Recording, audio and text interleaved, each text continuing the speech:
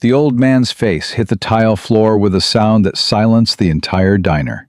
Blood spread from his split lip. His aluminum crutches clattered beside him. 3 men stood over him, laughing, kicking, enjoying every second of his pain. Frank Patterson was 70 years old. He'd lost his leg in Vietnam. He'd survived 50 years of nightmares. But he couldn't survive 3 thugs who decided his booth belonged to them. No one moved to help. No one dared. Then the door opened. A Navy SEAL in combat uniform stepped inside, a German Shepherd at his heel. And everything changed. Before we continue, tell us where you're watching from in the comments. Subscribe and stay until the end. What happens next will restore your faith in humanity. Frank Patterson had only wanted soup. That was all. Just a bowl of something warm to quiet the ache in his joints and the louder ache that lived behind his ribs. The diner was mostly empty, the way he liked it. Fewer people meant fewer stares at his crutches. Fewer whispered comments about the empty space where his left leg used to be. He'd chosen his usual booth near the window. Sarah, the waitress who'd served him for 15 years, brought water without being asked. "Soup today, Frank?" "Yes, ma'am. Thank you." She smiled at him the way she always did, without pity, which mattered more than most people realized. Then the door slammed open. 3 men walked in, and the temperature in the room dropped 10 degrees. Frank knew trouble when he saw it. 50 years of living hadn't dulled that instinct. The leader was in his early 30s, massive across the shoulders, with prison tattoos crawling up his neck and arms. His name was Vince Torello, though Frank didn't know that yet. What Frank knew was the look in those eyes, the hunger, the cruelty. The 2 men behind Vince were just as dangerous. One was a giant, at least 6'5", maybe 280, with hands like sledgehammers. The other was smaller, wiry, with restless eyes that never stopped moving. They scanned the diner the way predators scan a watering hole. Their eyes landed on Frank. "Well, well," Vince said, loud enough for everyone to hear. "Look at this, boys. Grandpa took our booth." Frank's heart began to pound. He gripped his crutches tighter. "I'm sorry. I didn't know it was—" "Didn't ask for excuses, old man." Vince walked toward the booth, his boots heavy on the tile. "Asked you to move." I'll find another—" Frank tried to stand. His bad hip seized, the way it always did when he moved too fast. He stumbled, grabbed the table edge, tried to steady himself. The giant laughed. Look at him shake, like a leaf. "Please," Sarah said, stepping forward. "He's a veteran. He didn't mean any—" "Shut up!" Vince didn't even look at her. His eyes stayed fixed on Frank. "I said move, cripple." Frank was halfway up when Vince kicked the crutch out from under him. He went down hard. His shoulder hit the booth. His face hit the floor. The taste of blood filled his mouth instantly. "That's better," Vince said. "Now you're where you belong." The diner went dead silent. Forks stopped moving. Conversations died. Everyone saw. No one spoke. Frank tried to push himself up, arms trembling. The wiry one, Kyle, stepped on his hand. "Stay down, Grandpa. Dogs belong on the floor. Please." Frank's voice cracked. "Please. I didn't do anything." "You're right. You didn't." Vince crouched down, his face inches from Frank's. "And you never will. Because you're nothing. Just a broken old man that nobody wants." The giant, Brick, kicked Frank in the ribs.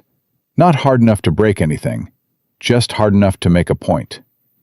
Frank curled into himself, protecting his head the way he'd learned to do 50 years ago, in a jungle on the other side of the world. The same position, the same helplessness, the same shame. "Stop it!" Sarah screamed. "Someone call the police!" Vince backhanded her without looking. She stumbled against the counter, hand going to her split lip. "Anyone else?" Vince looked around the diner. "Anyone else want to be a hero?" Silence. An elderly couple in the corner stared at their plates. A truck driver at the counter suddenly found his coffee fascinating. A young mother pulled her children closer and looked away. No one moved. No one helped. Frank lay on the cold tile, blood dripping from his mouth, and something inside him that had survived a war finally began to break. Then the door chimed. Marcus Cole stepped inside, and the air in the room changed without anyone quite knowing why. He was in his mid-30s, broad-shouldered, wearing the Navy working uniform Type 3 that he hadn't had time to change out of after 6 hours of driving. The digital camouflage pattern, green and brown, marked him as what he was: military, active, dangerous. His hair was short and dark brown, his jaw outlined by a trimmed beard. His eyes were calm, assessing, the kind that measured distance and intent before emotion. At his side walked a German shepherd. The dog was magnificent. Black and tan coat, thick and clean. Intelligent amber eyes. Ears alert but relaxed. He moved with disciplined grace, close to Marcus's leg, neither pulling nor lagging. His name was Shadow, and he was 6 years old. Old enough to know restraint, young enough to act if needed. Marcus saw Frank on the floor before he saw anything else. He saw the blood. The crutches scattered. The old man curled in the fetal position while 3 predators stood over him. Something cold settled into Marcus's chest, something he'd learned in Afghanistan and Iraq and a dozen other places where evil wore human faces. Step away from him. The words were quiet. They didn't need to be loud. Vince turned, smiling. Well, look at this. Navy boy wants to play hero. I said step away. Or what? Vince spread his arms wide. You gonna arrest me? This ain't your jurisdiction, sailor. Marcus didn't respond. He walked forward, Shadow matching his pace exactly. He reached Frank, knelt down, and placed one hand on the old man's shoulder. Sir, can you hear me? Frank's eyes opened. They were pale blue, clouded with pain, and something worse. Shame. The terrible shame of a man who had once been strong and now couldn't protect himself from cowards. I'm okay, Frank whispered. Just let them have the booth. No. Marcus helped him sit up, moving slowly, checking for injuries. No one's giving them anything. You should leave. Sarah's voice trembled. She was holding a cloth to her bleeding lip. These men work for Caruso. Do you understand? Vincent Caruso. Marcus looked at her. I don't care who they work for. Vince laughed. Hear that, boys? He doesn't care. He pulled a knife from his belt, a tactical blade with a serrated edge. Maybe we should teach him why he should. Shadow's body went rigid. A low growl rumbled from deep in his chest. Control your mutt, Vince said, or I'll gut it. Marcus stood slowly. He positioned himself between Frank and the 3 men. His posture was open, hands visible. But something in his stillness promised violence if violence was chosen. Put the knife away. Make me. If I have to make you, you won't enjoy it. Kyle circled to the left. Brick moved to the right. They were trying to flank him, the same way they'd probably flanked dozens of victims before. Marcus tracked all 3 without seeming to move his eyes. Last chance, he said. Walk away. Nobody gets hurt. Vince's smile widened. You know what I think? I think you're bluffing. I think you're just a guy in a costume, pretending to be tough. You're welcome to test that theory. You know what, Navy? I think I will. Vince lunged, knife slashing toward Marcus's throat. Marcus moved. It happened so fast that most people in the diner didn't even see it. One moment Vince was attacking, the next moment he was on the ground, his knife hand bent at an unnatural angle, screaming. Marcus hadn't even taken a step. He'd simply redirected Vince's momentum, trapped his wrist, and applied pressure until something snapped. My hand! He broke my goddamn hand! Brick charged with a roar, all 280 pounds of him aimed at Marcus like a freight train. Shadow, hold! The German Shepherd intercepted Brick before Marcus even had to move. 65 pounds of trained military canine hit the giant in the chest, teeth finding his forearm, weight taking him to the ground. Brick screamed. Shadow didn't release. His jaws clamped down with controlled pressure, enough to immobilize, not enough to maim. Yet. Kyle pulled his own knife, eyes wild, and slashed at Marcus from behind. Marcus spun, caught Kyle's wrist, and drove an elbow into his solar plexus. Kyle doubled over, gasping. Marcus took the knife from his slack fingers, then put him on the floor with a leg sweep that knocked the wind from his lungs. 3 seconds. All 3 men were down. The diner remained frozen. Marcus zip-tied Vince's unbroken hand to a table leg. Then Kyle. Then he signaled Shadow to release Brick, who was sobbing and clutching his mangled forearm. "You're dead," Vince spat through his pain. "You hear me? You're dead. Caruso will—" "I don't care about Caruso." Marcus's voice was flat. "I care about the man you assaulted, the woman you hit, the people you terrorized." He turned to Sarah. "Call 911. Tell them there's been an assault and 3 suspects are detained." Sarah grabbed the phone with shaking hands. Marcus returned to Frank, kneeling beside him again. The old man was staring at him with an expression Marcus couldn't quite read. "You okay, sir?" "You—" Frank's voice broke. "You didn't have to do that." "Yes, I did." "Nobody ever— I'm just an old—" He couldn't finish the sentence. Tears were streaming down his weathered face, mixing with the blood from his split lip. "You're a veteran," Marcus said quietly. "You served this country. That means something. It means everything." Shadow approached Frank, nose sniffing gently, tail giving a tentative wag. The dog seemed to sense the old man's distress and settled beside him, offering warmth and presence. Frank reached out with trembling fingers and touched Shadow's head. A sob escaped him. Then another. "It's okay," Marcus said. "You're safe now."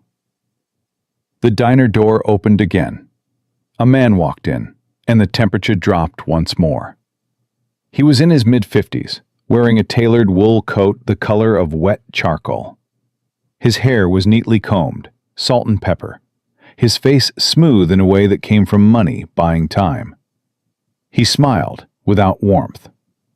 2 armed men flanked him, professionals, not thugs. "Well," the man said, surveying the scene, "this is unexpected." Vince looked up from the floor, face twisted with pain and rage. "Mr. Caruso, he attacked us, broke my hand."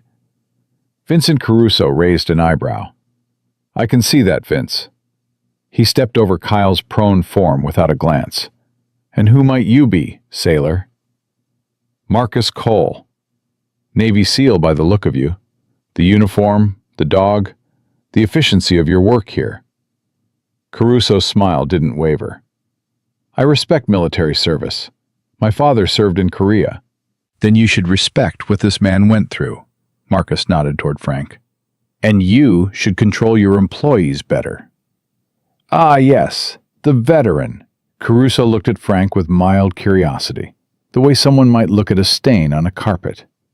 "Mr. Patterson, how unfortunate that you've been caught up in this misunderstanding."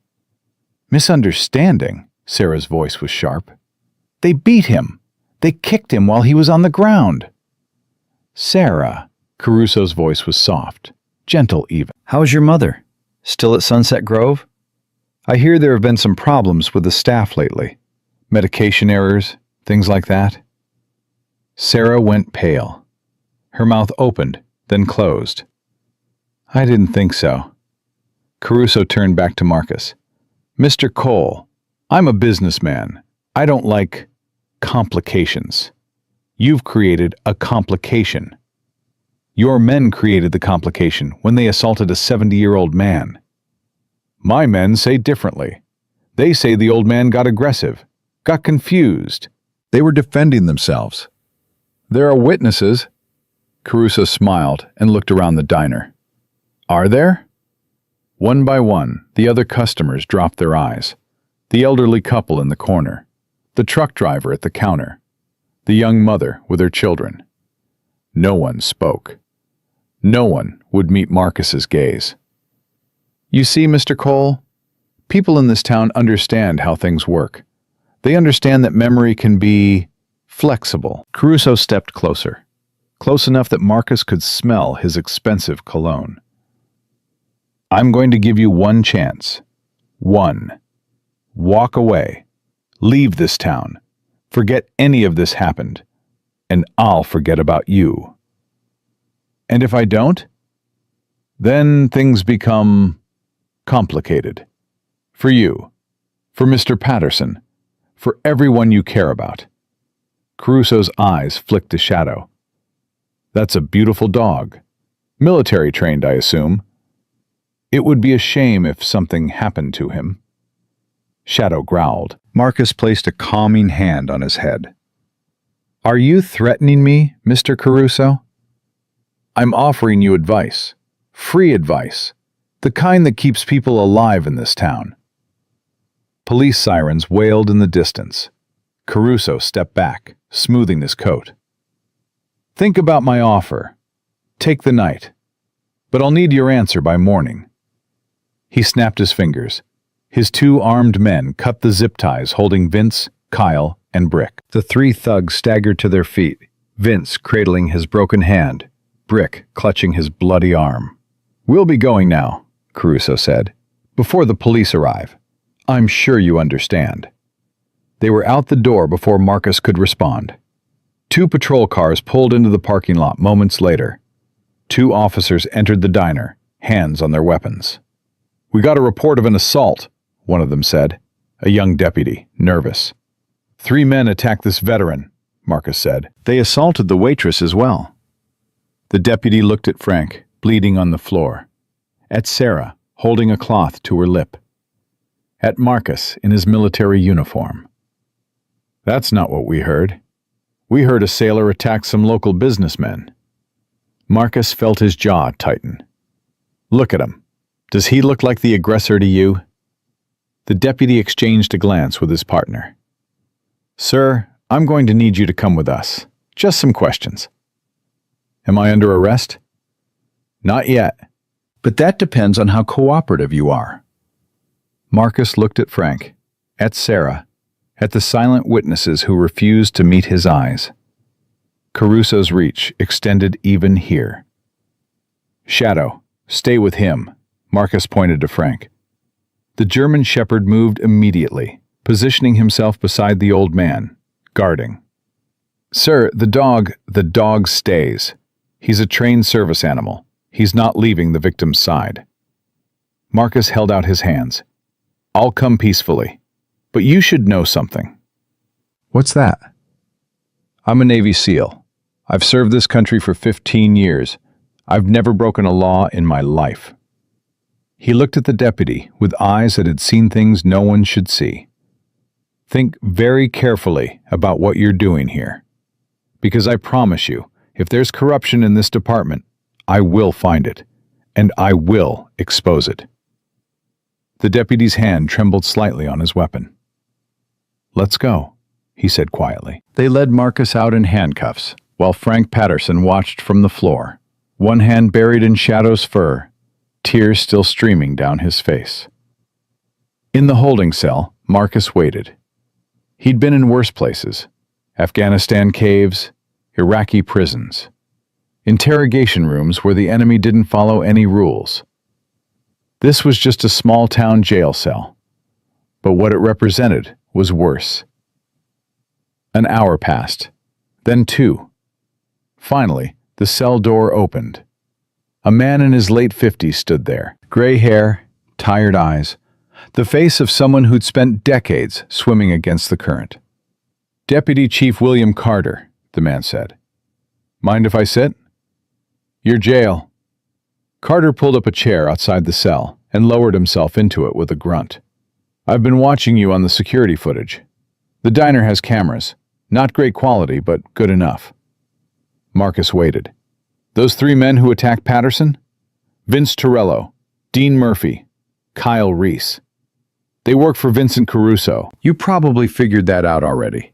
I figured it out when Caruso walked in and threatened everyone in the building. Carter nodded slowly. Caruso's owned this town for 20 years. Judges, politicians, half my department. He paused. I'm not one of them, in case you're wondering. Why should I believe you? Because I'm the only one who kept that surveillance footage. Everyone else wanted to erase it. Carter leaned forward. You did something tonight that nobody in this town has done in 2 decades. You stood up to Caruso. You protected a man he wanted hurt. Why does Caruso care about an old veteran? Carter was quiet for a long moment. Then he said, Frank Patterson used to be an accountant, before Vietnam. When he came back, he was broken. Couldn't work, couldn't function. But 40 years ago, before all that, he did the books for Caruso's father. Marcus felt something cold settle in his stomach. He knows things. He knows where the bodies are buried. Literally. The elder Caruso was worse than his son. Frank kept quiet all these years because he was scared. And guilty. And drunk for most of it. Carter shook his head. But last month, Frank got sober. Started going to AA. Started talking about making amends. Caruso found out. Caruso finds out everything. Carter stood. I can't hold you. The footage clearly shows you acting in defense of Patterson, but I also can't protect you. Not from Caruso. I don't need protection. Everyone needs protection from that man. His reach goes further than you can imagine. Carter opened the cell door. Your dog is with Frank Patterson. Sarah took them both to her apartment. It's not safe for either of them to be alone tonight. Marcus stepped out of the cell. Where's the apartment? I'll drive you. Carter paused. And Mr. Cole? Whatever you're planning to do next, be careful. The last person who tried to expose Caruso disappeared. They never found the body. Marcus looked at him with eyes that had seen too much darkness to be afraid of more. Then maybe it's time someone who can't disappear tried. Carter studied him for a long moment. Then he nodded. Maybe it is. They drove through the dark streets in silence, and Marcus began to plan. Caruso thought he owned this town, thought he owned everyone in it. He was about to learn how wrong he was. Sarah's apartment smelled like coffee and fear. Marcus stepped inside to find Frank Patterson sitting on the couch, shadow pressed against his legs, the old man's hand buried in the dog's fur, like it was the only thing keeping him anchored to the world. Thank God, Sarah breathed when she saw Marcus. I didn't know if they'd let you go. They didn't have a choice. Marcus knelt in front of Frank. How are you feeling? Frank looked up with eyes that had aged 10 years in one night. You shouldn't have helped me. You should have walked away like everyone else. That's not who I am. Then you're a fool. Frank's voice cracked. Caruso will destroy you. He destroys everyone. Marcus sat down across from the old man. Shadow hadn't moved, still pressed against Frank's leg, sensing the trauma that radiated from him like heat. Tell me about Caruso, Marcus said. Tell me everything. Frank shook his head. I can't. I've kept quiet for 40 years. Keeping quiet is the only reason I'm still alive. Keeping quiet is killing you anyway. Marcus leaned forward. I saw it in your eyes at that diner. You're not living. You're just waiting to die. The words hit Frank like a physical blow. His face crumpled. You don't understand. The things I know. The things I helped cover up. Tears spilled down his weathered cheeks. I was 23 years old, fresh out of college. The Carusos offered me a job doing their books. Good money. More than I'd ever seen. And you didn't ask questions? I asked plenty of questions. Then I saw what happened to people who asked questions. Frank's hands trembled. There was a man, Tommy Sullivan. He worked at the warehouse, found out about the shipments, drugs, guns, people. His voice dropped to a whisper. They made me watch what they did to him. Then they made me bury the receipts. Sarah covered her mouth. Frank, you never told me. I never told anyone. For 40 years, I've carried it. Then Vietnam happened, and I thought maybe I'd die there, and it wouldn't matter anymore. Frank laughed bitterly. But I didn't die. I just lost my leg, and came home to a country that didn't want me, and a secret that ate me alive. Marcus processed this information the way he processed battlefield intelligence. Quickly, thoroughly, without judgment. The records you kept, do they still exist? Frank went still. How did you know I kept records? You were an accountant. Good accountants keep backups. Marcus met his eyes. Where are they, Frank? Hidden. Somewhere Caruso could never find them. Frank's jaw tightened. I kept them as insurance, in case they ever came for me, but I was too afraid to ever use them. Use them now. You don't understand. Those records implicate me, too. I'll go to prison. Maybe, or maybe you'll finally be free. Frank stared at him for a long moment. Then he looked at Shadow, who gazed back with steady, amber eyes. Your dog, Frank said quietly. He hasn't left my side since the diner. He knows when someone needs him. I had a dog in Vietnam. German Shepherd, like yours. His name was Scout. Frank's voice grew distant. He saved my life 3 times. Died the night I lost my leg. Threw himself on a grenade meant for me. Marcus felt something shift in his chest. He was a good soldier. The best. Better than me. Frank wiped his eyes. I've been a coward my whole life, watching, staying quiet, letting evil happen because standing up was too hard. You can change that tonight. Can I? Frank looked at Marcus with desperate hope. At 70 years old, can a coward become something else? I've seen men transform in seconds. It's never too late.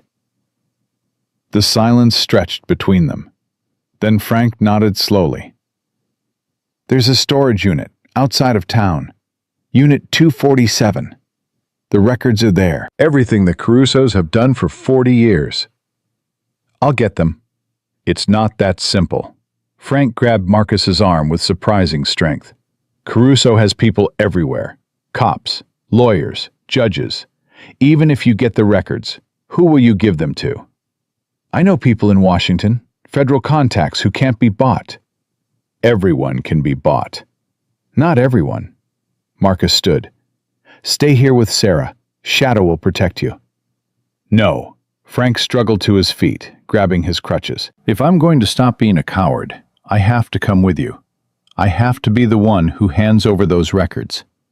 Frank, you can barely walk. I walked through jungles with half a leg. I can walk through this. Frank's eyes burned with something Marcus hadn't seen there before.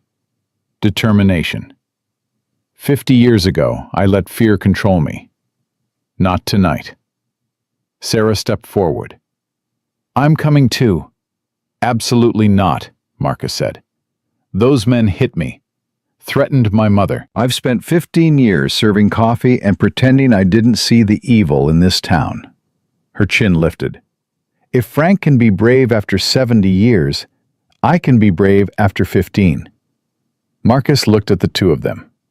An old man with crutches and a middle-aged waitress with a split lip. His backup. In Afghanistan, he'd worked with worse. Fine, but you do exactly what I say, when I say it. They both nodded. Marcus pulled out his phone and dialed a number he hadn't called in months. Carter, it's Cole. I need a favor. I'm listening. How corrupt is the county records office? Very. Why? Because I need to know who owns the storage facility on Miller Road. Silence on the line. Then Carter said, "That's the old Hendricks place. Been abandoned for years. Officially." "And unofficially?" "Unofficially, it's one of Caruso's properties. He uses it to store things he doesn't want found." Marcus felt his pulse quicken. "Including evidence?" "Including a lot of things." Carter's voice dropped. "Cole, if you're thinking about going there, don't. Caruso has that place guarded around the clock." "How many guards?" "3, usually. More if he's moving something." "Armed?" "Always." Marcus calculated. 3 guards, 1 SEAL, 1 trained canine. The odds weren't great, but he'd faced worse. "Thanks, Carter." "Wait, Cole, what are you planning?" "What I've been trained to do." Marcus ended the call and turned to the others. "Change of plans. I'm going alone." "Like hell you are," Frank said. "There are armed guards. This isn't a coffee run." "I spent 2 years in combat. I've been under fire before." 50 years ago? A gun works the same as it did then." Frank met his eyes. "I know that facility. I helped set it up back when Caruso's father was running things. I know where the security blind spots are. I know the access codes." "Codes change." "Not these codes. The elder Caruso was paranoid. He used dates that meant something to him. Important dates." Frank's jaw tightened. "Like the date Tommy Sullivan died." Marcus processed this. Having someone who knew the layout could be valuable. Could also get them killed. If things go wrong, you leave. You don't look back. You don't try to help. You run. "Agreed." "Sarah, you stay here." She opened her mouth to protest. "Someone needs to be ready to call for help if we don't come back. That's you." Sarah nodded reluctantly. "How long?" "If we're not back by dawn, call this number." Marcus wrote Carter's cell on a napkin. "Tell him everything. He'll know what to do." They left through the back door, avoiding the main streets. Shadow moved ahead, ears rotating, alert for threats.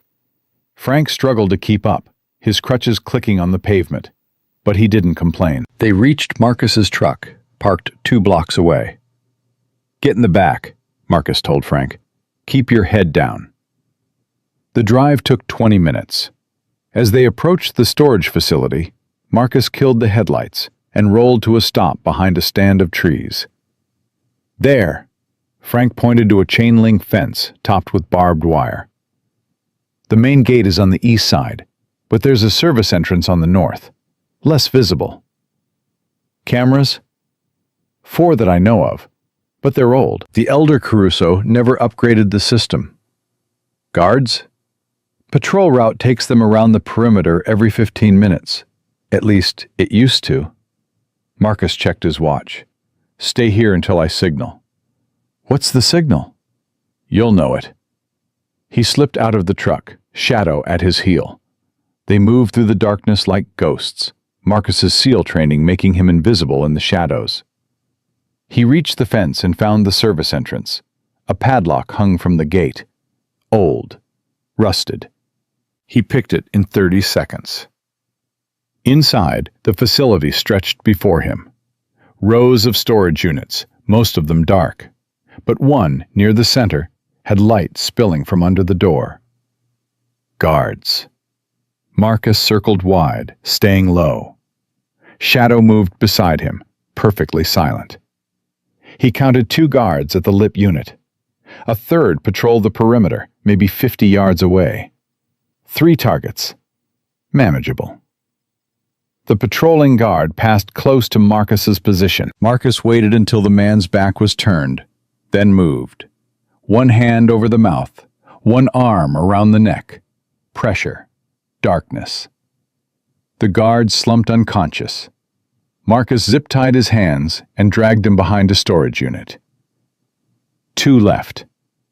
He signaled Shadow with a hand gesture. The dog understood instantly, moving toward the lit unit from the opposite direction. Marcus approached from the west.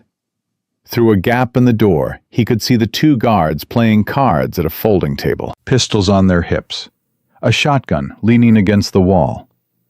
He tapped twice on the metal wall. The guards looked up. "Check it out," one said. The other stood, hand on his pistol, and walked toward the door. Marcus waited. The door opened. The guard stepped out. Shadow hit him from the left. The man went down with a strangled scream, 65 pounds of German Shepherd pinning him to the ground. The second guard lunged for the shotgun. Marcus was faster. He burst through the door, crossed the distance in 3 steps, and put the guard on the ground with a strike to the temple. "Shadow, release." The dog backed off. The first guard lay whimpering, arm bleeding but intact. Marcus zip-tied both men and gagged them. Then he pulled out his phone and sent a single text to Frank.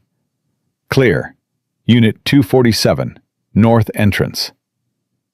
5 minutes later, Frank appeared at the door, breathing hard, sweat on his face despite the cold. "You weren't lying about those SEAL skills." "Never do." Marcus nodded toward the rows of units. 247? "This way." They moved through the facility until they reached a unit near the back. Frank punched a code into the keypad. 091572. The door clicked open. Inside, boxes lined the walls. Dozens of them, maybe hundreds. "All of this?" Marcus stared. 40 years of records. Frank moved toward a box in the corner, marked with a faded red X. "But this is what you need.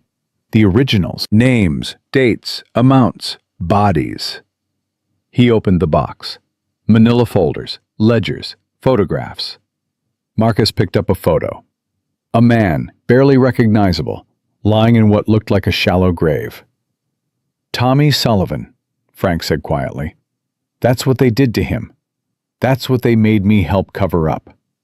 Marcus put the photo down. His hands were steady, but something burned in his chest. Rage. Cold and controlled. "Is this enough to bring Caruso down?" "This is enough to bring down an empire." Frank pulled out a small ledger. "This one is the key. It has the offshore accounts, the shell companies, the names of everyone on his payroll. Cops, judges, politicians, even a congressman." Marcus took the ledger. "Then let's—" His phone buzzed. A text from an unknown number. "Check the truck." Ice flooded Marcus's veins. He ran. The truck was where he'd left it, but the back window was shattered. And on the front seat, illuminated by the dome light, sat a photograph. Shadow. In a cage. A man with a gun standing beside him. No, that was impossible. Shadow was right here. Then Marcus looked closer at the photo. It wasn't Shadow. It was another dog. Similar markings, but older. A message written on the back. "This is what we do to heroes. Your dog is next." The old man, the waitress, everyone you care about. Decide by dawn, or they all die. Frank reached the truck, panting.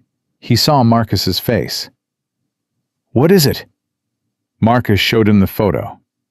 Frank went pale. They know we're here. We need to move, now." "Where?" Marcus's mind raced through options. The diner was compromised. Sarah's apartment was compromised. The police were compromised. There's only one place Caruso can't reach us. "Where?" Marcus looked at Frank with grim determination. "The Navy base, 40 miles south. If we can get there, we're under federal protection." 40 miles? Through Caruso's territory? He controls every road. Not every road. Marcus pulled up a map on his phone. There's a route through the marshlands. Boats, old fishing channels. Caruso's men can't follow us there. Frank stared at him. "I know those channels. I've fished them for 30 years. Then you're navigating." They loaded the evidence into the truck. As they drove, Marcus called Sarah. "Get out of your apartment, now." "What? Why?" "They know about us. They know everything. Meet us at the marina in 20 minutes. "Marcus, what's happening?" "I'll explain when you get there. Just move." He hung up and pressed the accelerator harder. Behind them, headlights appeared on the road. "We've got company," Frank said. Marcus looked in the rearview mirror. 2 vehicles. Maybe more. "Hold on." He turned off the main road, onto a dirt path that wound toward the water. The truck bounced and shuddered, but Marcus pushed it faster. The pursuing vehicles followed. "They're gaining," Frank said. "Not for long." Ahead, the marina appeared, a handful of boats tied to weathered docks. Sarah stood beside one of them, clutching a backpack, her face white with fear. Marcus skidded to a stop. "Get in the boat!" They scrambled aboard, Marcus helping Frank with his crutches, Shadow leaping in behind them. "Do you know how to drive this thing?" Sarah asked. "I know how to drive everything." Marcus started the engine. "Frank, get us out of here." The old man grabbed the wheel, his muscle memory kicking in despite 50 years away from these waters. He guided the boat away from the dock, just as the first pursuing vehicle screeched into the marina. Gunshots rang out. "Down!" Marcus pushed Sarah to the deck, covering her body with his own. Bullets sparked off the water around them. Frank opened the throttle, and the boat surged forward into the darkness. More gunshots, then silence as the marsh swallowed them. "We made it," Sarah breathed. "Not yet," Frank said grimly. "They'll have boats of their own, faster ones. We're not safe until we reach the Navy base." Marcus looked back at the disappearing lights of the marina. Caruso had resources, men, money, power. But Marcus had something else. He had the truth, and he was going to make sure the whole world heard it. The boat cut through black water like a knife through silk. Frank navigated by memory, calling out turns in a voice that grew steadier with each passing minute. 50 years fell away as his hands remembered channels his mind had tried to forget. Left at the old cypress, then straight for a quarter-mile. Marcus kept watch behind them, Shadow pressed against his leg, ears rotating at every sound. The engine hummed, the water whispered, and somewhere in the darkness, hunters were coming. "How far to the Navy base?" Sarah asked, her voice tight. 35 miles, Frank adjusted the wheel. "Maybe 4 hours at this speed." "Can we go faster?" "Not through here. Hit a sandbar at speed, we're dead." Marcus scanned the horizon. Nothing yet. But Caruso had boats, had money, had men who knew these waters too. "Frank, is there anyone else who knows these channels the way you do?" The old man was quiet for a moment. "Bobby Caruso, Vincent's younger brother. We used to fish together before everything went wrong." "Will he be coming after us?" "Bobby's been dead 15 years. Heart attack." Frank's jaw tightened. "But he taught his nephews. Vince Torello is one of them." Marcus felt his stomach drop. The man whose hand he'd broken at the diner. The man with prison tattoos and murder in his eyes. "How well does Vince know these waters?" "Well enough." Sarah hugged herself against the cold. "Then they can find us." "They can try." Frank's voice carried something Marcus hadn't heard before. Defiance. "But I know things about these channels that Bobby never taught anyone.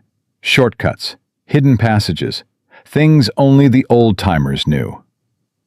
"Then use them." Frank nodded and spun the wheel hard right. The boat lurched into a narrow channel that Marcus hadn't even seen. "This passage leads through the old Jensen property. Been abandoned since the 60s. No one remembers it's here." They pushed deeper into the marsh. The darkness was absolute now, only Frank's memory guiding them. Then Marcus heard it. Engines, multiple engines, coming fast. "They're behind us," he said.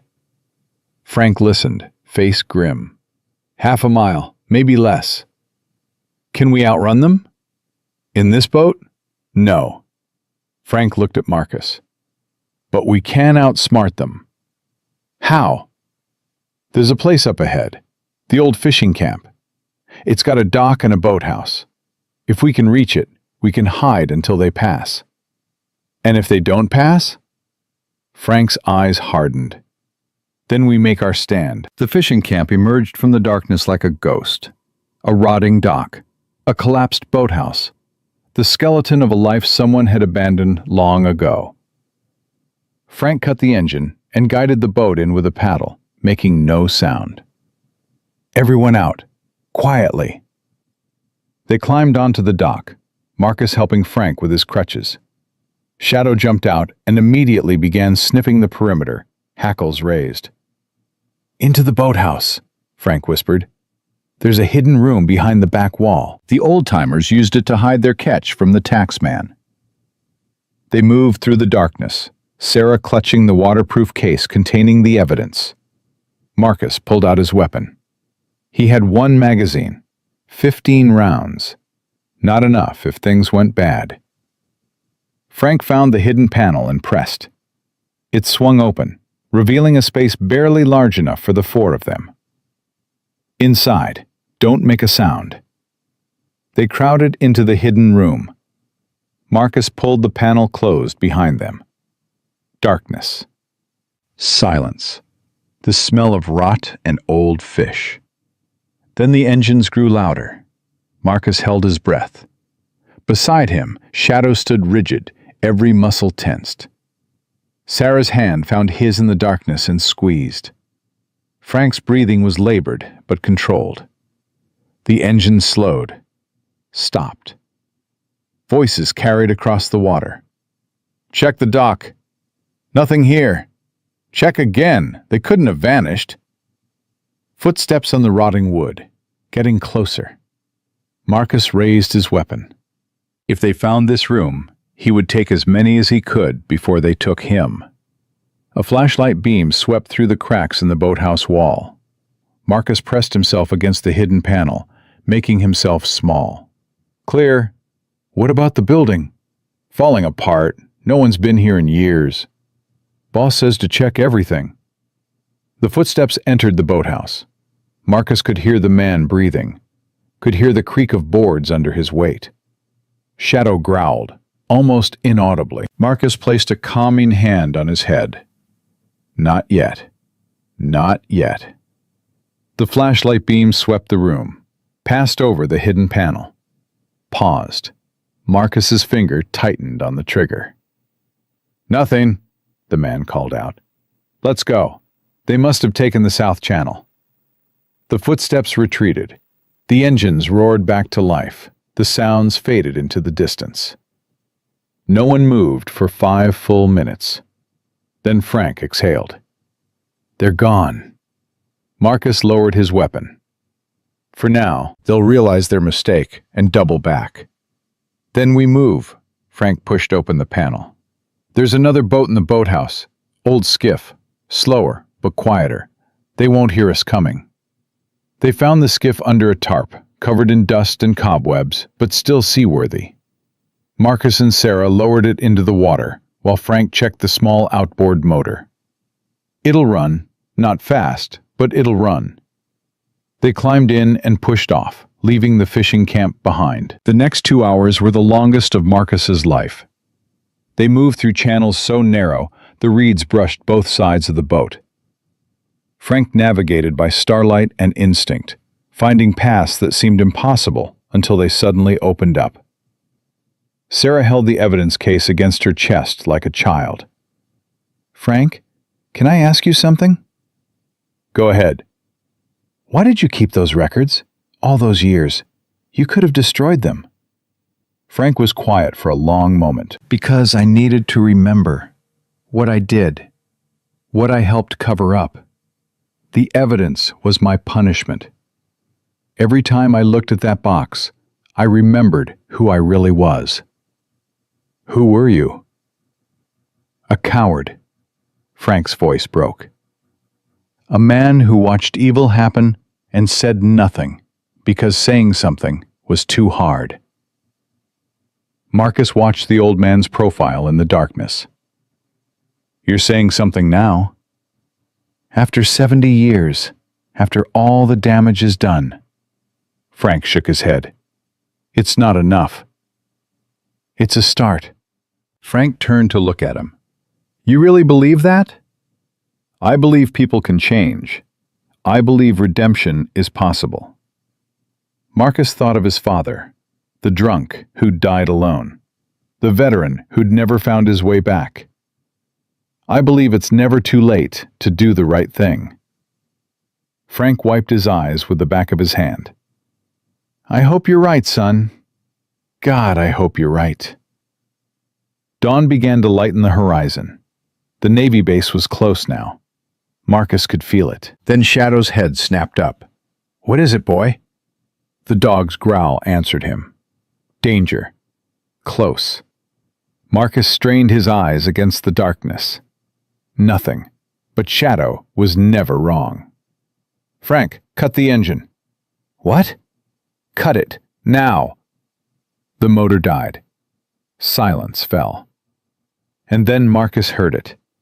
Another engine, coming from ahead of them. "They circled around," Sarah whispered. "They knew where we were going." Of course they knew. Marcus's mind raced. The Navy base is the only safe harbor in this direction. Caruso stationed men to cut us off. What do we do? Marcus looked at the waterproof case in Sarah's arms, then at Frank, then at the lightening sky. We split up. What? Frank takes the boat, makes noise, draws their attention south. Marcus began stripping off his outer jacket. I take the evidence and swim the rest of the way. Swim? Sarah stared at him. It's February. The water is freezing. I've done cold water training. I can make it. And what about Shadow? Marcus looked at his dog, his partner, his best friend. Shadow stays with you. The words felt like knives in his chest. He'd never left Shadow behind. Never. The German shepherd whined, sensing what was happening. No, Frank said firmly. The dog goes with you. He's military trained. He can handle the cold better than any of us. Frank, I spent 50 years being a coward. Let me spend one night being brave. Frank gripped his crutches. Sarah knows these waters well enough to get me to the South Channel. We'll make plenty of noise. Draw them away from you. Marcus looked at Sarah. She was pale, terrified, but her jaw was set. I can do it, she said. I'm done being afraid. If they catch you, then we go down fighting. Frank extended his hand. You saved my life at that diner. Let me return the favor. Marcus gripped his hand, felt the strength that had been buried under 70 years of shame. Get to the South Marina. If I make it to the base, I'll send help. We'll be fine, Frank smiled grimly. Old soldiers don't die, remember? We just fade away. Marcus transferred the evidence to a waterproof bag, stripped down to his thermal undershirt, checked that his weapon was secured. Shadow, come. The dog jumped into the water beside him. The cold hit Marcus like a hammer, stealing his breath, numbing his limbs. But he'd trained for this, had prepared for worse. Go, he told Frank. Make some noise. Frank started the engine and opened the throttle. The skiff roared south, sound echoing across the water. Almost immediately, the waiting boat's engine fired up, giving chase. Marcus began to swim. The cold was brutal. Each stroke felt like moving through concrete. But the Navy base was close now. He could see its lights through the morning mist. Shadow swam beside him, powerful strokes keeping pace effortlessly. The dog was bred for this, built for this. Half a mile, then a quarter. The shore grew closer. Marcus's arms burned, his legs screamed, but he kept moving. Then he heard gunshots. Behind him, far to the south, The sounds of a firefight echoed across the water. Frank. Sarah. Marcus wanted to turn back. Every instinct screamed at him to help them. But he had the evidence. Without the evidence, everything they'd sacrificed would mean nothing. He kept swimming. The shore was 100 yards away. 50. 20. His feet touched bottom. He staggered upright, hauling himself onto the muddy bank, Shadow beside him, both of them gasping. The fence. The Navy base fence. Right there. Marcus dragged himself toward it. His body was failing, hypothermia setting in, but he was so close. Halt! A flashlight blinded him. Navy security. On the ground, now! Marcus collapsed to his knees, hands raised, the waterproof bag clutched in his frozen fingers. My name is Marcus Cole, Lieutenant Commander, SEAL Team 4. His teeth chattered so hard he could barely speak. I have evidence of a criminal conspiracy. I need to speak to the base commander, immediately. The guards exchanged glances. He's got a military ID, one said, checking Marcus's pocket. SEAL, active duty. Get him inside. Call the commander. They wrapped Marcus in thermal blankets and half-carried him through the gate. Shadow followed, alert despite his exhaustion. 30 minutes later, Marcus sat in the base commander's office, still shivering, the waterproof bag open on the desk. Captain Elizabeth Warren reviewed the contents with widening eyes. This is incredible. There's more. 40 years of records. Names of everyone on Caruso's payroll. Judges, politicians, police. Where are the rest of the records? Coming, if they made it. Marcus thought of Frank and Sarah, the gunshots in the distance. There were 2 civilians with me. They drew off Caruso's men so I could reach the base. They need help. Captain Warren was already reaching for the phone. I'll have a rescue team in the water in 10 minutes. She paused. Lieutenant Commander Cole, what you've brought us. This could take down one of the largest criminal networks on the East Coast. That's the idea. You understand you've made some very powerful enemies tonight. Marcus looked at Shadow, lying at his feet, still wet, still loyal, still ready for whatever came next. I've had powerful enemies before. I'm still here. Captain Warren smiled grimly. Yes, you are. She picked up the phone.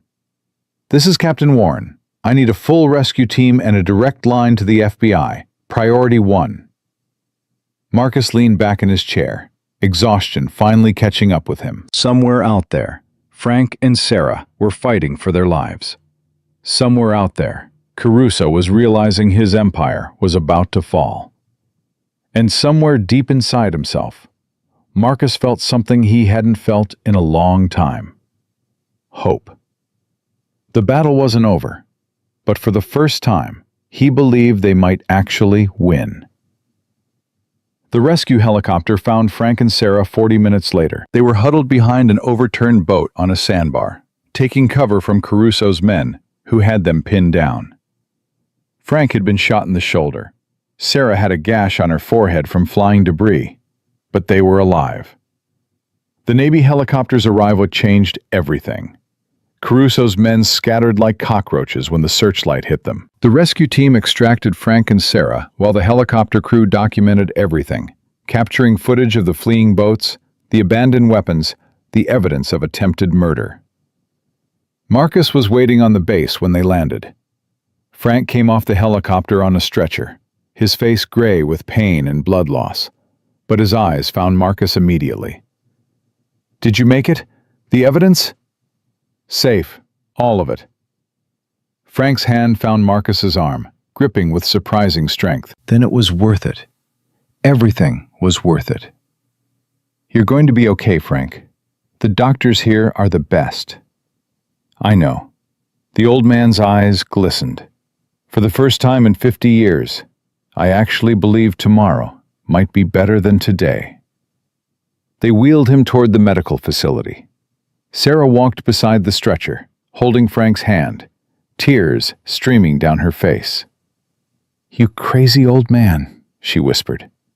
"You almost got yourself killed." "Almost doesn't count." Frank managed a weak smile. "That's what I learned in Vietnam." Marcus watched them go, then turned to find Captain Warren approaching with two men in dark suits. "Lieutenant Commander Cole, these are Special Agents Morrison and Chen, FBI. Morrison extended his hand. "We've been building a case against Caruso for 5 years. What you've brought us tonight, it's everything we needed. Then use it, fast, before Caruso has a chance to destroy what's left of his records. We're already moving. FBI tactical teams are en route to Caruso's properties as we speak." Morrison's expression grew serious. "But there's a complication." "What kind of complication?" Chen pulled out a tablet and showed Marcus a photograph. A man in an expensive suit, silver hair, the confident smile of someone who believed he was untouchable. "Vincent Caruso isn't at any of his known locations. He's disappeared." Marcus felt his jaw tighten. "He's running. Or planning something." Morrison's voice dropped. "An hour ago, we intercepted a communication. Caruso called in all his remaining men. Every enforcer, every contact, every dirty cop still on his payroll. They're gathering somewhere, but we don't know where. He's going to make a stand. Or he's going to try to eliminate the witnesses before the case goes to trial." Chen looked at Marcus directly. "That means you, and Frank Patterson, and anyone else who can testify against him." Marcus thought of Frank, lying in a hospital bed with a bullet wound. Of Sarah, exhausted and terrified, but finally brave. Of Shadow, still wet and cold, but alert at his feet. Where would he gather his men? His properties are compromised. Morrison shook his head. "We don't know. Caruso has assets we haven't identified. Safe houses, businesses, properties under other names." A thought struck Marcus. The diner. Rosie's Diner. Where this all started. What about it? Caruso acted like he owned the place. The way he walked in. The way everyone deferred to him. That wasn't just influence. That was ownership. Chen was already typing on his tablet. Rosie's Diner. Ownership registered to a shell company. Same shell company that owns a warehouse on the waterfront. And a property outside of town. The property outside of town. What is it? More typing. Former cannery. Been closed for 20 years. But the power bills are current. Someone's using it. Marcus looked at Captain Warren. "I need a team, and I need them now." "This is an FBI operation," Morrison said. "We can't authorize civilian involvement." "I'm not a civilian. I'm active duty military. And those men tried to kill me and 2 people under my protection." Marcus's voice was cold. "I'm going. The only question is whether I go with backup or alone." Warren and Morrison exchanged looks. Finally, Morrison nodded. "We'll coordinate with the FBI tactical team, but you stay back until the site is secured." Fine. It was a lie, and they all knew it. But they accepted it because they needed him. 30 minutes later, Marcus was in a Humvee heading toward the old cannery, Shadow beside him. A team of Navy SEALs from the base providing support. His phone buzzed. Deputy Chief Carter. "Cole, I heard what happened. You're insane, you know that?" "So I've been told." "Caruso's falling apart. Half his cops have already flipped, trying to cut deals before the FBI gets to them." Carter paused. "But there's something you should know." "What?" "Vince Torello, the one whose hand you broke. He's still out there, and word is he's sworn to kill you personally. Said you humiliated him. Said he won't rest until you're dead." Marcus remembered the rage in Torello's eyes, the promise of violence. "Good to know." "Be careful, Cole. Torello's not smart, but he's vicious. He won't fight fair. Neither will I." The convoy stopped a quarter-mile from the cannery. FBI tactical teams were already in position, surrounding the building. Morrison approached Marcus. "We count at least 12 men inside, maybe more. Caruso's vehicle is confirmed on site." "Entry plan?" "Simultaneous breach, front and back. We go in fast and hard." Morrison looked at Shadow. "Your dog trained for this?" "Better than most men I've worked with."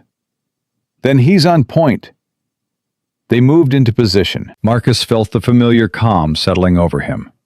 The same calm he'd felt in Afghanistan, in Iraq, in a dozen other places where death was a constant companion. Shadow sensed it too. The dog's body went rigid with readiness, muscles coiled, eyes fixed on the target. "Breach in 30 seconds, Morrison said into his radio. "All teams confirm." Confirmations crackled through the earpiece. Marcus drew his weapon. Checked the magazine. 15 rounds, plus 2 spares. 10 seconds. He looked at Shadow. "Ready, boy?" A low growl. Confirmation. "Breach! Breach! Breach!" The doors exploded inward. Flashbangs detonated. Smoke filled the air. Marcus was through the door before the echo faded. Chaos erupted inside. Caruso's men were caught off guard, scrambling for weapons, shouting in confusion. FBI agents swarmed through the building, shouting commands, taking down anyone who resisted. Marcus moved through the chaos like a ghost, Shadow at his heel, both of them scanning for threats. A man emerged from a side door, weapon raised. "Shadow, take!" The German shepherd launched himself at the gunman, 65 pounds of muscle and teeth. The man went down screaming. Marcus kept moving. He found the main room. Vincent Caruso stood behind a desk, 2 bodyguards flanking him. His face was pale, his composure cracking for the first time. "Stay back! I have rights! I have lawyers!" "Your lawyers can't help you now." Marcus kept his weapon trained on the bodyguards. "Tell your men to stand down." "Do you know who I am? I own this town. I own judges. I own—" "You own nothing anymore." FBI agents flooded into the room behind Marcus. "It's over, Caruso." For a moment, something flickered in Caruso's eyes. Fear. Real fear. Then one of the bodyguards made a move. Marcus fired twice. The man dropped. The other bodyguard threw down his weapon and raised his hands. Caruso stood frozen, staring at Marcus with pure hatred. "You think this is victory?" he hissed. "You think putting me in prison ends anything? I have friends. I have reach. Even from a cell, I can—" "Stop talking." Morrison stepped forward and slapped handcuffs on Caruso's wrists. "Vincent Caruso, you're under arrest for racketeering, murder, conspiracy, obstruction of justice, and about 40 other charges we'll be adding." As they led him away, Caruso turned back to Marcus. "This isn't over, sailor. My people will find you. They'll find everyone you care about. This isn't Shadow. Quiet." The German shepherd stepped forward, growl rumbling, teeth bared. Caruso's words died in his throat. For the first time, he looked genuinely afraid. They dragged him out, and Marcus allowed himself a moment of satisfaction. Then his radio crackled. "Cole, we've got a problem. One of Caruso's men escaped through a back exit, heading toward the waterfront. Description? Big guy, tattoos, broken hand in a cast. Vince Torello." Marcus was moving before the radio went silent. Shadow bounded ahead, picking up the scent. They emerged from the cannery into cold morning air. The waterfront stretched before them, a maze of old docks and abandoned buildings. Shadow's nose led the way, tracking Torello through the confusion. They found him at the end of a pier, standing beside a small speedboat. He saw Marcus and froze. "You." Me. Marcus kept his weapon trained. Nowhere left to run, Torello. Torello's broken hand hung uselessly at his side, but his good hand held a gun. You ruined everything. Everything. My uncle's empire, my future, all of it. Your uncle ruined it himself. 40 years of evil don't stay hidden forever. Shut up, Torello's voice cracked. You think you're some kind of hero? You're nothing. A uniform with a dog. Maybe. But on the uniform who took down your entire family. Torello screamed and raised his gun. Marcus fired first. The shot took Torello in the shoulder, spinning him around. His weapon clattered to the pier. Shadow was on him before he could recover, pinning him to the wooden boards. Marcus approached slowly, weapon still raised. It's over, Torello. All of it.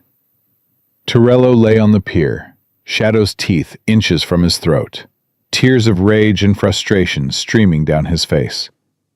Kill me. Just kill me. I've got nothing left. Death is too easy. Marcus holstered his weapon. You're going to live. You're going to stand trial. And you're going to spend the rest of your life in a cell, thinking about everything you lost. FBI agents arrived seconds later, taking Torello into custody. Marcus stood at the edge of the pier, watching the sun rise over the water. Shadow pressed against his leg, exhausted but faithful. It was over. Finally over. His phone buzzed, a text from the hospital. Frank Patterson, out of surgery, stable condition, asking for you. Marcus smiled and typed back, on my way. He walked back through the cannery, past the handcuffed criminals, past the evidence teams, past the FBI agents who nodded at him with respect. Captain Warren met him at the exit. Hell of a night, Lieutenant Commander. Yes, ma'am. The FBI director called personally. They want to commend you for your actions. There's talk of a medal. I don't need medals. I just need to know those people are safe. Warren smiled. They are, because of you. Marcus nodded and walked toward the waiting Humvee. Shadow jumped in beside him, immediately curling up on the seat, finally allowing himself to rest. Good boy, Marcus whispered. You did good. The dog's tail wagged once. Acknowledgement. As they drove toward the hospital, Marcus thought about everything that had happened. A diner, 3 thugs, an old veteran on the floor. It had started so simply, and it had ended with the takedown of one of the most powerful crime lords on the East Coast. But it wasn't really about Caruso. It wasn't about corruption or evidence or criminal empires. It was about standing up, about refusing to look away, about deciding that some things were worth fighting for, no matter the cost. Frank Patterson had learned that lesson after 70 years. Sarah had learned it after 15 years of silence, and Marcus had been reminded of why he'd become a SEAL in the first place. Not for medals, not for glory, for moments like this, when evil was defeated and good people were saved. The hospital came into view. Marcus took a deep breath and stepped out of the vehicle, Shadow at his heel. Time to see an old soldier who had finally found his courage. Time to remind him that it was never too late to do the right thing. Frank Patterson looked smaller in the hospital bed than he had on the diner floor. But his eyes were different. The shame that had lived there for 50 years was gone, replaced by something Marcus hadn't expected to see. Peace. You came, Frank said, his voice weak but steady. Told you I would. Marcus pulled up a chair beside the bed. Shadow settled at his feet, exhausted but alert. Sarah sat on the other side, holding Frank's hand. Her forehead was bandaged, her eyes red from crying, but she was smiling. The doctors say he's going to be fine, she said. The bullet missed everything important. I've been shot worse, Frank managed a weak laugh. Though I was younger then. Marcus looked at the old man, at the IV lines, at the monitors tracking his heart, at the silver hair spread across the pillow like a halo. "You were brave out there, Frank.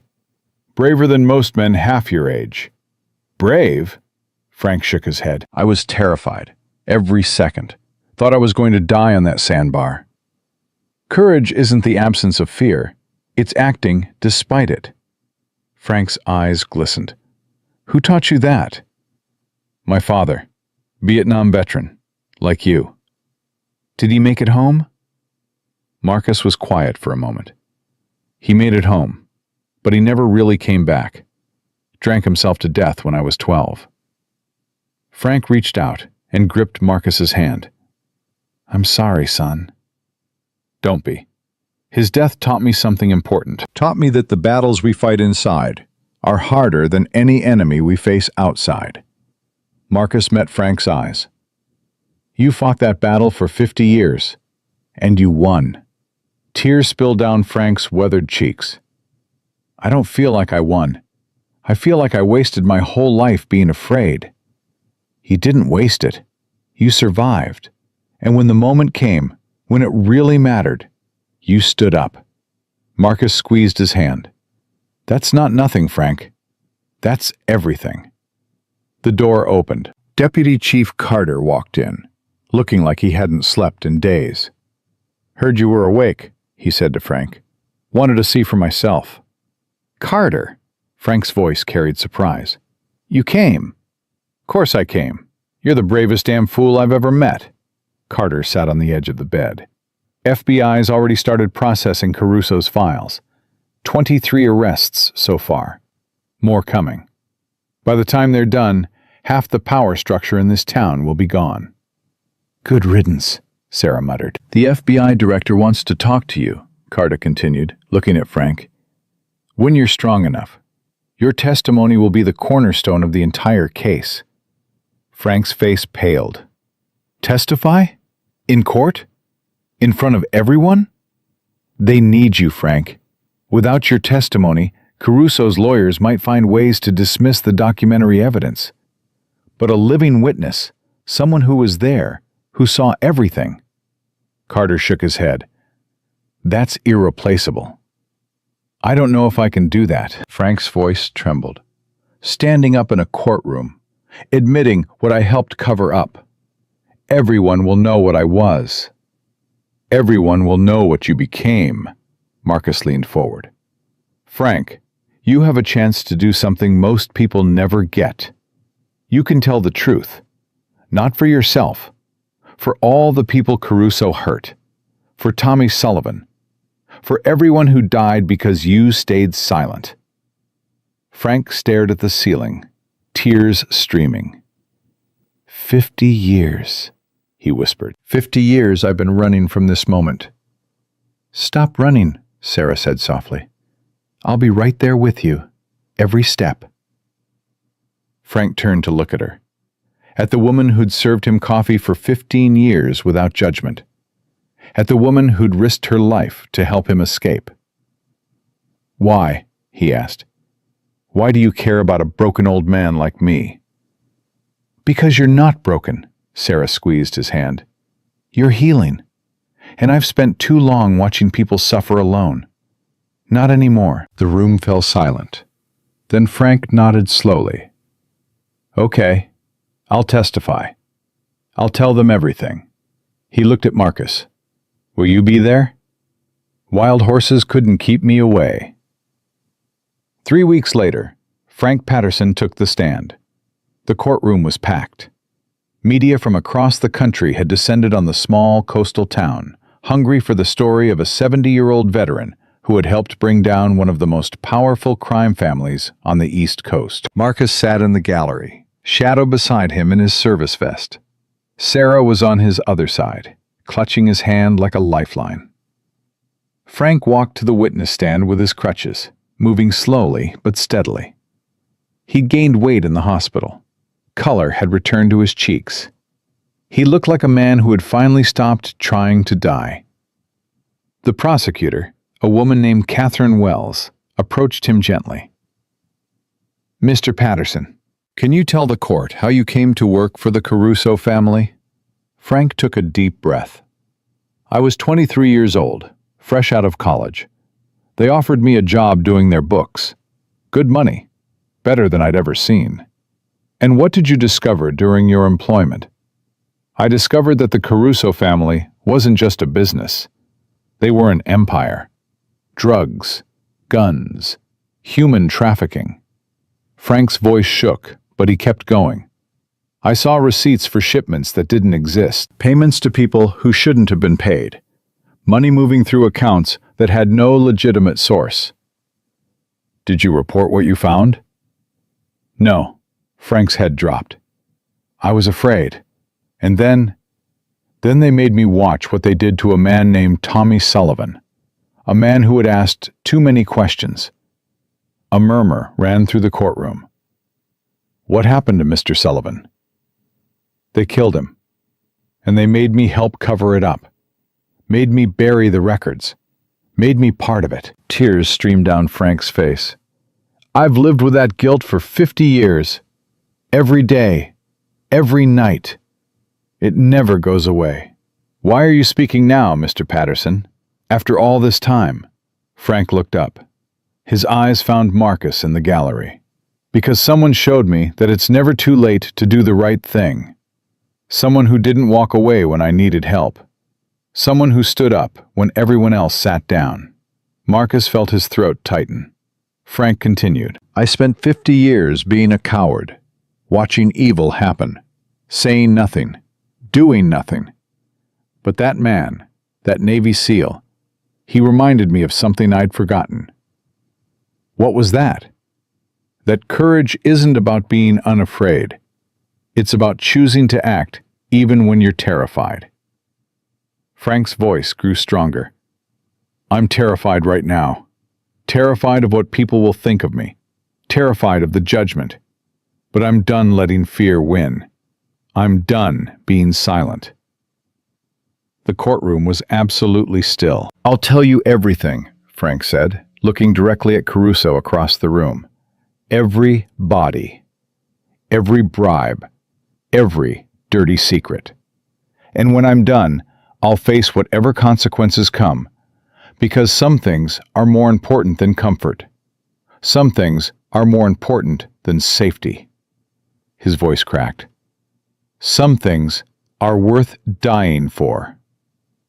Caruso's face had gone white. His lawyers were whispering frantically. But nothing could stop what was coming. Frank Patterson testified for 3 days. He named names, dates, locations. He produced records that had been hidden for 40 years. He connected dots that investigators had spent decades trying to connect.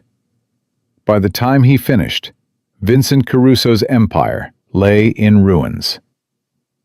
The verdict came 2 weeks later. Guilty on all counts. Vincent Caruso was sentenced to 4 consecutive life terms without the possibility of parole. Vince Torello received 30 years. Brick Murphy and Kyle Reese received 25 years each. 23 other conspirators received various sentences ranging from 5 years to life. The judge, a woman named Eleanor Martinez, delivered a statement that would be quoted in newspapers across the country. Justice is not always swift. Sometimes it takes decades. Sometimes it requires extraordinary courage from ordinary people. But justice, when it finally arrives, is unstoppable. Outside the courthouse, reporters swarmed Frank Patterson. Mr. Patterson, how does it feel to finally have justice? Frank stood on the courthouse steps, Sarah on one side, Marcus on the other, Shadow sitting proudly at Marcus's feet. It feels like I can finally breathe, Frank said. Like 50 years of weight has been lifted off my chest. He paused. But I want to say something to everyone watching. The cameras moved closer. I wasted most of my life being afraid. I watched evil happen, and I said nothing because speaking up was too hard, too dangerous, too uncomfortable. His voice broke. Don't make my mistake. Don't wait 50 years to find your courage. Every day you stay silent, evil gets stronger. Every day you look away, injustice wins. He turned to look at Marcus. This man saved my life. Not just in that diner. Not just in those marshes. He saved my soul. Frank's tears fell freely now. He showed me that heroes aren't people who are unafraid. Heroes are people who are terrified, but act anyway. Heroes are people who refuse to look away. The crowd was silent. So, if you're watching this, and you know something wrong is happening, speak up. It doesn't matter how old you are. It doesn't matter how scared you are. It doesn't matter if no one will listen. Frank's voice rose. Speak up anyway, because one voice can change everything. One act of courage can bring down an empire. He looked at Caruso being led away in handcuffs. I know that now. I only wish I'd learned it sooner. 6 months later, Marcus stood at the dedication ceremony for a new building on the outskirts of town.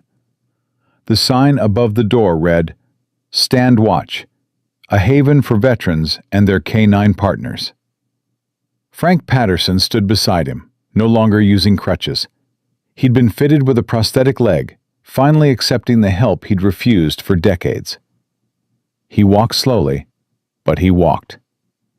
Sarah was there too, now the facility's administrative director. She'd quit the diner and dedicated her life to helping veterans in need. Deputy Chief Carter, now the town's new police chief, had driven up from the station to see the ribbon cutting. And Shadow sat at Marcus's feet, his amber eyes watching the crowd with the steady alertness that never faded. You really did it, Carter said, shaking his head. You actually built this place. Frank built it. Marcus nodded toward the old man. His idea, his money. Everything Caruso's family took from this town over 40 years, Frank found a way to give back. The settlement from the civil lawsuits had been enormous. Frank had kept nothing for himself. Every penny went into the facility that now stood before them.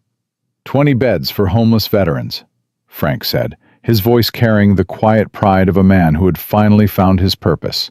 A canine training program for military dogs. Counseling services. Job placement. Everything I wish someone had offered me when I came home from Vietnam. It's incredible, Frank. It's a start. Frank looked at Marcus. I can't undo 50 years of cowardice, but I can spend whatever time I have left making sure other veterans don't end up like I did. Alone. Ashamed. Invisible. A young veteran approached, a German Shepherd puppy bounding at his heels. He couldn't have been more than 25, with the distant eyes of someone who had seen too much. Mr. Patterson? I just wanted to say thank you for this place, for giving me somewhere to go. Frank gripped the young man's hand. What's your name, son? Tommy, sir. Tommy Sullivan. Frank's face went pale. Sullivan? My grandfather was Tommy Sullivan, the one who disappeared in 1972. The young man's eyes glistened. My dad always wondered what happened to him. Now we know, because you told the truth. Frank couldn't speak. Tears streamed down his face. My family doesn't blame you, young Tommy said. You were young. You were scared. But you spoke up when it mattered. You gave us closure. He squeezed Frank's hand. That's all we ever wanted. Frank pulled the young man into an embrace, sobbing into his shoulder. Marcus watched, his own eyes burning.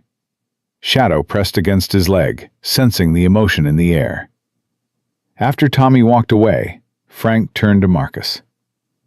His grandfather, the man I helped bury, his grandson is here, in my facility. Frank shook his head in wonder. God has a strange sense of humor. Maybe it's not humor. Maybe it's redemption. Frank smiled through his tears.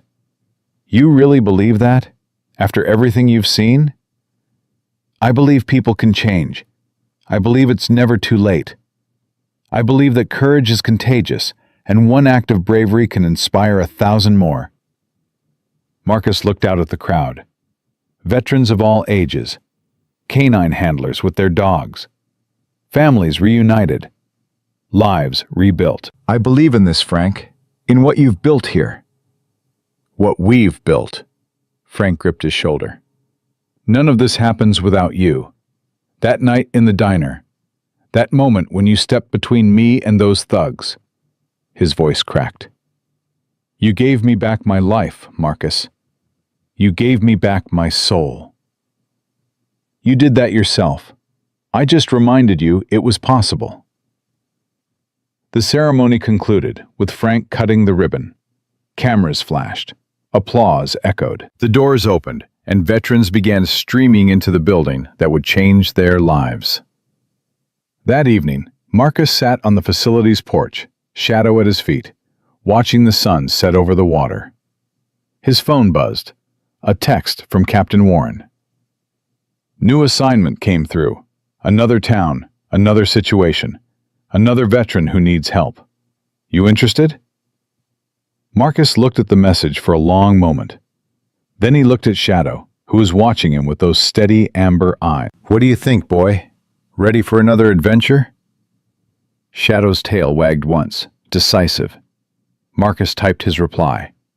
Send me the details. He stood and walked to the edge of the porch, looking out at the horizon. Somewhere out there, another veteran was suffering in silence. Another community was being terrorized by evil. Another moment was waiting when someone would have to choose between safety and courage. Marcus had made his choice long ago. He would stand. He would fight. He would protect those who couldn't protect themselves. Not because he was unafraid, because some things were worth being afraid for. Frank Patterson had taught him that. A 70-year-old man with crutches and 50 years of regret had reminded a Navy SEAL what courage really meant. It wasn't the absence of fear, it was the presence of purpose. And as long as Marcus had breath in his body and Shadow at his side, he would never stop standing. Never stop fighting. Never stop believing that one person could make a difference. Because 3 thugs had kicked a disabled veteran in a diner, and a Navy SEAL had walked in, and everything had changed. If this story moved you, share it with someone who needs to remember that heroes still exist. Subscribe for more stories of courage and redemption. And remember this truth. You don't need to wear a uniform to be a hero. You just need to stand up when everyone else sits down. You just need to speak when everyone else stays silent. You just need to choose courage over comfort, justice over safety, love over fear. That's what Frank Patterson learned at 70 years old. That's what Marcus Cole lived every day of his life. And that's what Shadow taught them both, without ever saying a word. Stand watch. Protect the innocent. Never give up. God bless you all.